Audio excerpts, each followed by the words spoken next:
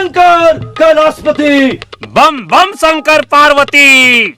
आओ बहरिया माई, जल्दी से भिक्षा दे दो, अविलंब भिक्षा दे दो माई। न तो हम श्राप दे। ना ना महाराज, ई का कहतनी, गरीब के सीधा कबूल करी। सदा श्रद्धा से दिया, श्रद्धा से देला से सारा मनोकामना के पूरा होला। अच्छा अच्छा, रोल बहुत पहुँचल बनी, कहाँ से आसन आवता? महाकुंभ हरिद्वार, हरिद्वार से हम दोनों चेला गुरु सीधे तोहरे द्वार पर हाजिर भइल बनी। अच्छा अच्छा, यहाँ के सब कुछ बतावे नी। तोहर तो लीलाट चमक रहल बा देवी। ई मकान तहार टूटी और ए पर बनी दुमहला महल। हाँ बिल्कुल, कोठा। का नंबर बोलो के महाराज? हमार नाम बा श्री श्री 420 चंपतानंद जी महाराज। महाराज। यहाँ के हमारे गुरुदेव, इनका नाम श्री श्री 840 धूर्तानंद महाराज। हमनी के गुरु चेला और हमनी के कोनो साधारण हस्ती नहीं खिजा। समझलो, कुछ मांग के देखो, पूरा होई। समझ गई नी, यहाँ के चेला हैं, रुआ गुरु हैं। वाह, बिल्कुल बिल्कुल सही, 16 आना सही। वाह वाह, का परख बा, का नजर बा और का जवानी बा। देखो 102 बरिस हिमालय के कंदरा में हम एक गोड़ पर खड़ा होके पूजा कैले हैं, तपस्या कैले हैं, तब सिद्धि प्राप्त भइला। जे कह दे वह हो जाई। चलो आगी लगा दे, पानी छीट के आग उठा दे, घर के हेंगे। अच्छा तो इतना हिमाचल पर से रुआल बने, हमारा नाम का है? परीक्षा। परीक्षा की घड़ी, परीक्षा ले हजार आदमी हमार। हाँ गुरुदेव, दे दी जवाब। तो सुन लो, तोहार नाम है फूल पतिया। बिल्कुल सही बा, हमारे मालिक के नाम का है? तोहरा मालिक के नाम यानी हमार दूसरा परीक्षा। ठीक बा, तोहरा मालिक के नाम है घूरन। रन घूरन। अच्छा, अब हमारे ससुर के नाम बता दी। अब अनर्थ हो जाई देवी, अब अनर्थ हो जाई। हमार परीक्षा मत लो। तीसरा परीक्षा अनर्थ हो जाई, अनर्थ हो जाई, अनर्थ हो जाई। अंतिम मौका दे दी, दे दी। ये अंतहार अंतिम परीक्षा बा, तो सुन लो। कनावा राम दिन बोल। रोलो के मान गई नी, बड़ी ज्ञानी बानी पंडित जी। मान गए नो, उठा। अब तो हर जगह यहाँ नहीं खे, तो हर जगह यहाँ बाटे। घुरन हंगानी आई तार भाई छल कैला। आई हमार नाम हो उदो दीदियो, हम तोहर भाई। उदो हमरा से छल कैला लगिन तहनी के। अरे पागल बुरबा खाऊ, हमनी के ता अपन परीक्षा देता निसा कि तू पहचाना तारू की ना। तू ना पहचान लू यानी हमनी के परीक्षा में पास हो गई निसा। अब सीधे आज हमनी के पधारता निसा गोनू जाके ससुरारी। अब देखा वहाँ कैसन कोहरा मचावता निसा हमनी के। चल रे, जगह सिखैले बानी वही का करी है। चले सुनू। ठीक बा, रुआ जे तरह सिखैले वाली पहुना हम वही तरह करे। रे पहुना, हे भगवान तोरा दिमाग में भूसा भरल बा रे। हम गुरु ते चेला। हम गुरु ते चेला। ओहो रे, हम गुरु ते चेला। तू गुरु हम चेला। हाँ बिल्कुल। आ कह दिए कि हमनी के हरिद्वार से आवता नहीं सो। झूठ रे, झूठ रे। नाटक नु करे के बा, नाटक ना बुझलिस। हमनी हरिद्वार से आवता नहीं। हाँ हरिद्वार से आवता नहीं। बम बम शंकर, बम बम।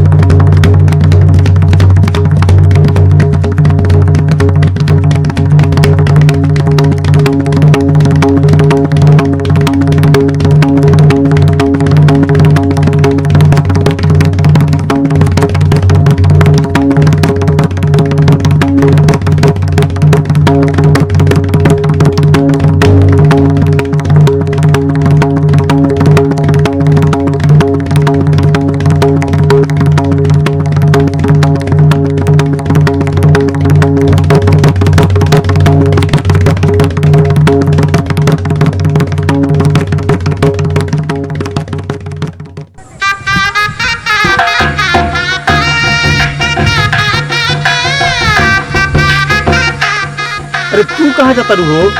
हम रउआ साथ बाजार जाब। अब तू हमरा संगे बाजार जइबू? हमरा चूड़ी लेवे के बा। चूड़ी लेवे के बा? तब इहे बेटी पतो के रहन हो। लोग का कही? हमार समाज में इज्जत बा। लोग का समाज में हम बैठी ले, लोग कही जे पंडित जी के संगे पंडिताइनो बाजार घूमतरी। हमरा के इतना डांटो तनी ना, जब हम मर जाई तब रउआ पता चली। ऐसन हाल बा, बोला तो बाउर बा।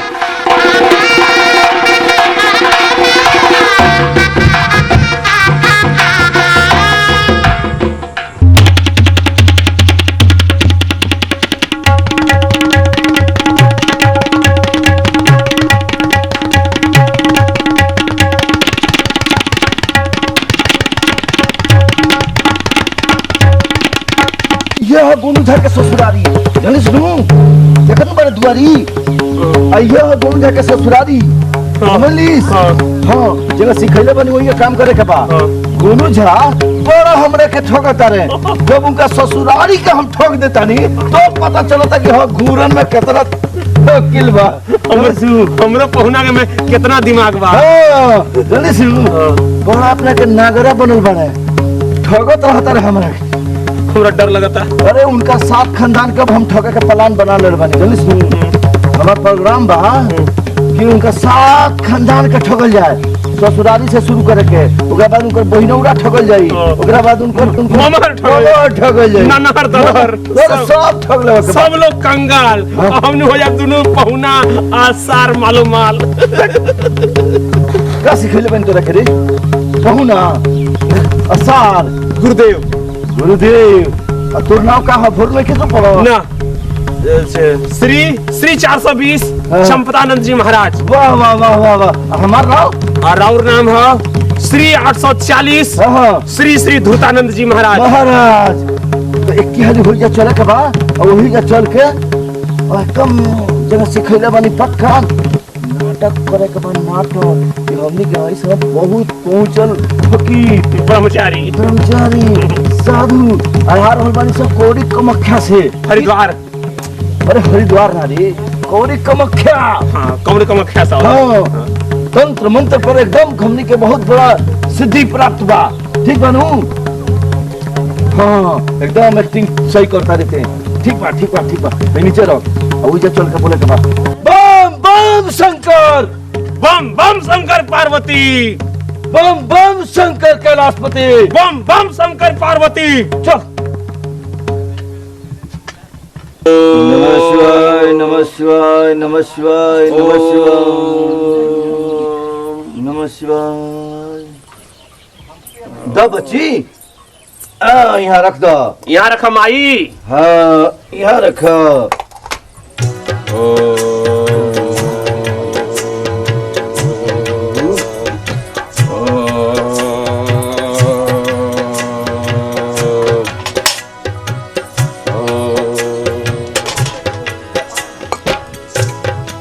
बाबा 3 साल भइल बाबा इनकर शादी भइल, एको बाल बच्चा नहीं खे।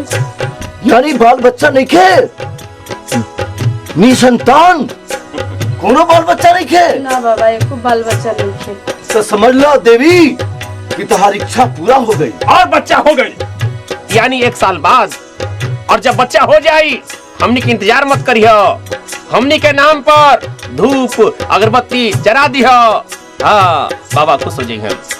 अगर अगला साल जब हमनी के हरिद्वार से पधारो तो समझ जा कि तू अपन पोता गोद में खिलावत रहबू। हाँ हाँ माई विश्वास करो, बांझी के संतान होला, निर्धन धनवान होला, कमजोर बलवान होला। बाबा जे चाहिए सही होई। अरे समझ जा कि कोरी कमख्या से हमनी के सिद्धि प्राप्त करके पधार नहीं। तुहार मनोकामना अवश्य पूरा होई देवी। समझ लू?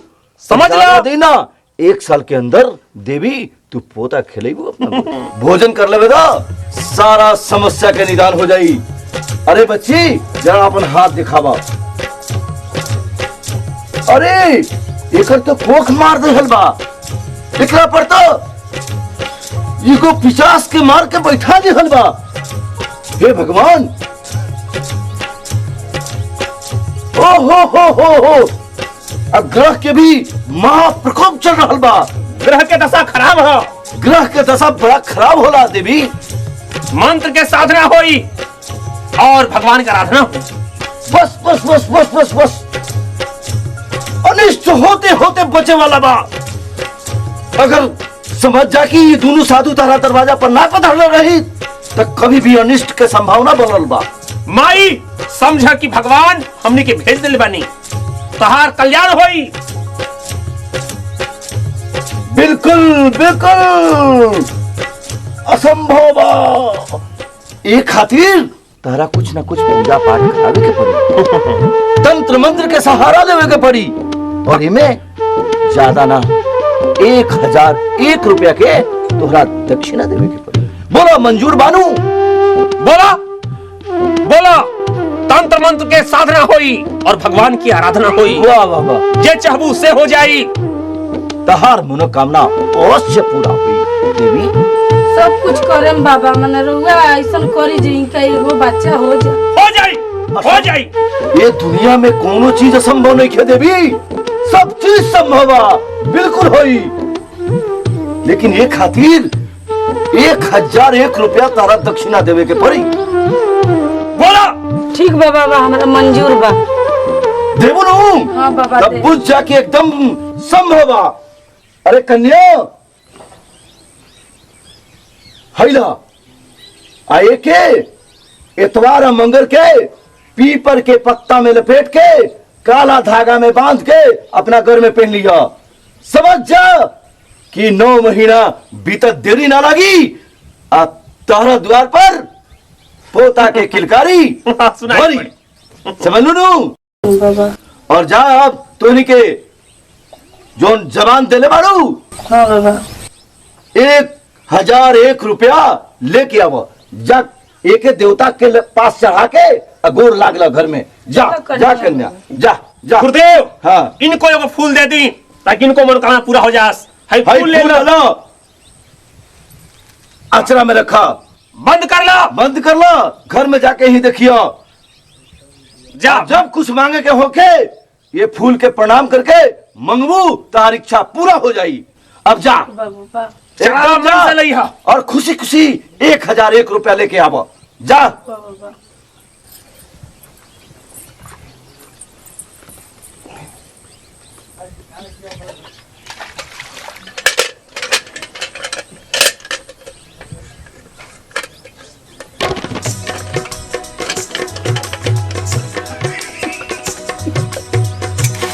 ओम ओम।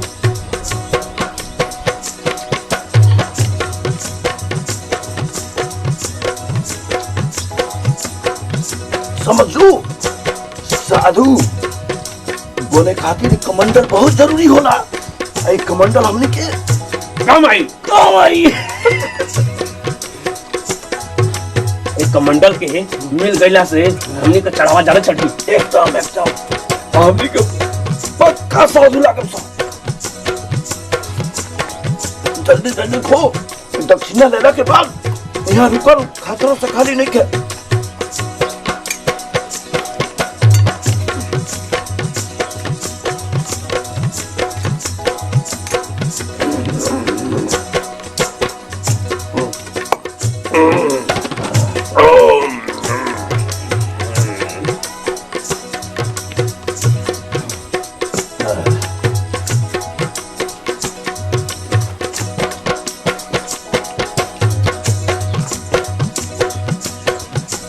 धीरे धीरे धीरे। ये बड़ा लेट भाई, 1001 लेके ना आई सका रे। आई है। नहीं सुनू विश्वास बन तुरा। अरे देवी, अरे जल्दी आओ देवी।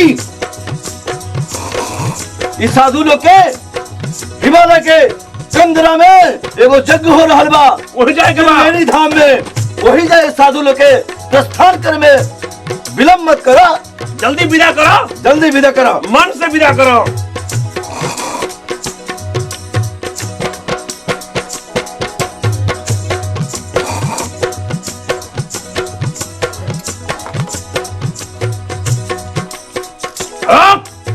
खोल दुनिया के पलक। बम बम शंकर, कैलाशपति। बम बम शंकर पार्वती।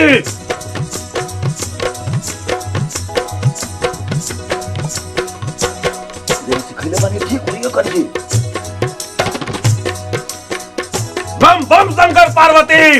अरे देवी विलंब हो रहल बा। फिर साधु रुकी ना। साधु तुरंत प्रस्थान कर जाई और प्रस्थान करे तो अनिष्ट हो जाई। इलेन जल्दी से 1001 रुपया लेके दक्षिणा आओ और साधु के गोड़ पर चढ़ा के गोड़ लगो और प्रसन्न हो जा। आओ आओ देवी आओ आओ भाई। आओ आस्थान ग्रहण करो। तू भी आजा देवी। हाँ आशीर्वाद ला। खुश रहा। खुश रहा। भगवान तो हर मनोकामना जरूर पूरा करी है। मन से देदारू नु।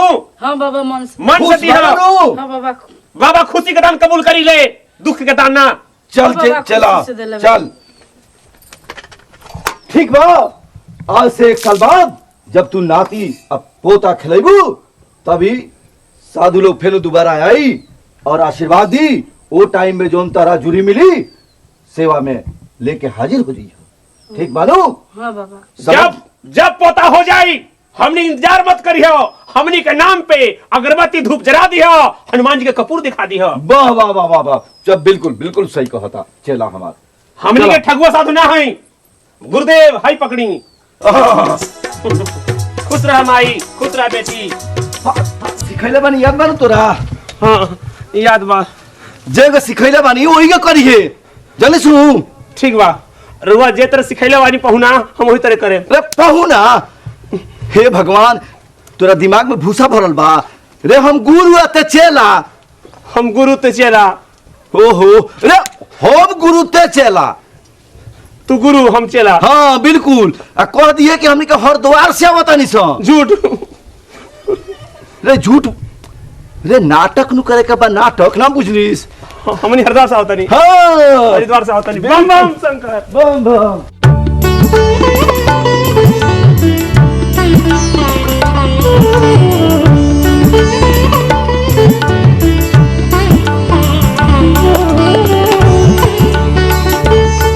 ए भौजी निकला ना, पवन आ गई नी।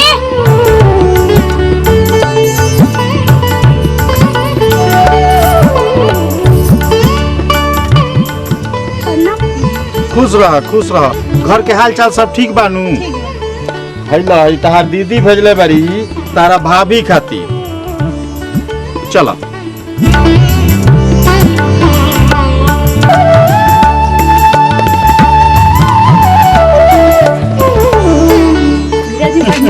खुश रह खुश रह। भैया ना आई जाए। ए ओकरा फुर्सत बा। बहिन के आंचर धके सुतता है, बहिन के आंचर धके उठता। जीजा जी चली। चल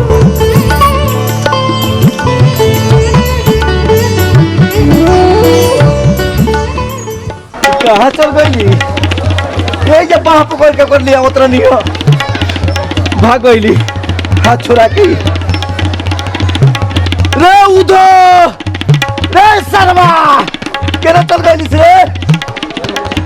पौना ओ पौना हो तो नहीं गए। अच्छा ये साला तो ते केना चल गई रे? तूने यहाँ बारी हम। अब रे हे बारिश बुझाता रुआ से देखे लोगत। रे हाथ में मोड़ के केना छोड़ा के चल गई रे? होने मजमा लागल रहे। मजा देखता नहीं 22 को।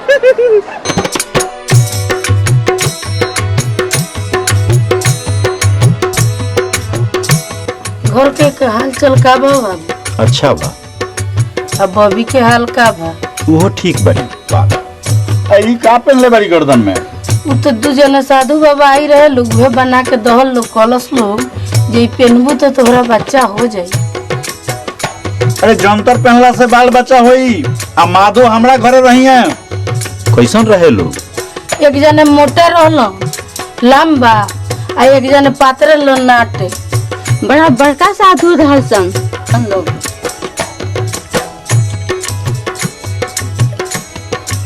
और पानी ले जौना कमंडलवा में हम पानी पी ले तौन कमंडल ले। तो जे दिन से साधु बाबा लोग आइल बा लोग वही दिन से भुला गइल बा। माने कमंडलो ले गईले सो पैसो देले बानी। हाँ पैसा ज्यादा ना दहनी, 1001 रुपया दहनी। वाह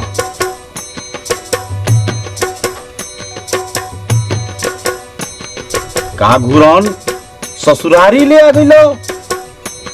हमरो नाम गोनू जाह, तोहार छठी के दूध ना याद करा दहनी तो कही हो।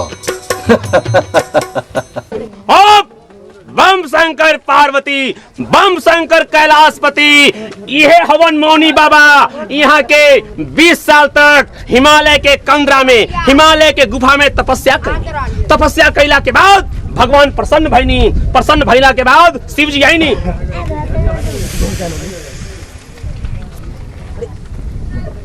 जब शंकर जी आईनी यहाँ के आशीर्वाद देनी, कहनी जा बच्चा पृथ्वी लोक पर आदमी के नरक लोक में कल्याण करो।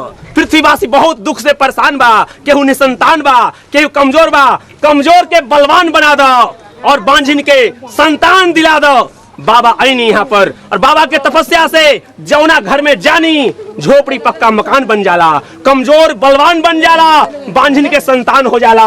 रउआ लोग भी आई, हाई प्रतापी कमंडल हो, हाई कमंडल में जे चढ़ावा चढ़ाई वो मन चाह फल पाई। देरी मत करी, अरे बच्चा, अरे चच्चा, सभी के हुआ वाह बच्चा वाह वाह, जा बिगड़ल काम बनी। वाह चाचा वाह, जाई मनोकामना पूरा होई, राउर घर परिवार भरल रही। बाबा मौनी बानी, यहाँ के कुछ ना बोली, यहाँ के पलक भी ना खोली ले, यहाँ तपस्या में लीन बानी। जैन का तपस्या के भंग करी, जैन का के तंग करी, भस्म हो जाई, भस्म हो जाई। बाबा के देखी और जहां बानी वो जैसे गोड़ लागी, सोना चांदी हीरा मोती मूंगा सब। बाबा प्रणाम, बाबा प्रणाम। हम 10 साल से अपने के खोजता नहीं, दर दर भटकता नहीं। बाबा का आशीर्वाद से हमरा संतान भइल। हम भाग देनी जे ओकर यज्ञोपवीत संस्कार बाबा का उपस्थिति में करब। हम बाबा के 10 साल से यहाँ का बहुत जगता है। सवेरे से सारा लोग घेरले बा, बाबा के मुंह सूखल बा, ये हमरा देखल नहीं के जात। बाबा हम अभी कुछ प्रसाद लेके आवत हई। पंडित जी मत करी, पंडित जी तंग मत करी मन बाबा के। बाबा के हम उदास नहीं के देख सकत, हम अभी आवत हई। गुरुदेव बुझाता मामला खराब हो, ये कहाँ से आ गई? कहाँ से आप पता नहीं, बुझाता कि लेकिन कोनो बात नहीं के घबराइला के कि हमनी के तारीफ करता, बड़ाई करता। बाबा सवेरे से सारा लोग घेरले बा, बाबा के केहू कुछ मीठा प्रसाद ना खियौलस। बाबा हम अपना हाथ से बाबा के जलेबी खियाए। तंग मत करी, बाबे का आशीर्वाद से हमरा बेटा भइल। हम भाग देनी, ओकर यज्ञोपवीत संस्कार बाबा का उपस्थिति में हुई। हम बाबा के जलेबी ना खियाए। बाप हो बाप, बाबा के हम जलेबी खियाए, मुंह सूख गइल बा। बाबा जलेबी, हाँ और लहल जाओ, और लहल जाओ बाबा। बाबा के जूठन हम खाए, प्रसाद हो जाई, प्रसाद हो जाई, चिंता मत करो। हम मुंह सूख गइल बा बाबा, हम जल लेके आवत बाबा कैसे करागल? ना हम पानी लेके आवतनी, बाबा के मुंह ना हम लेके आवतनी, बाबा के मुंह। का रे गोनू जइया कमंडल वाले नु गई। अरे भाई होय देखा जा, होय कोहट वाला के हम मौनी बाबा होई, होय देखा जा मारा जा।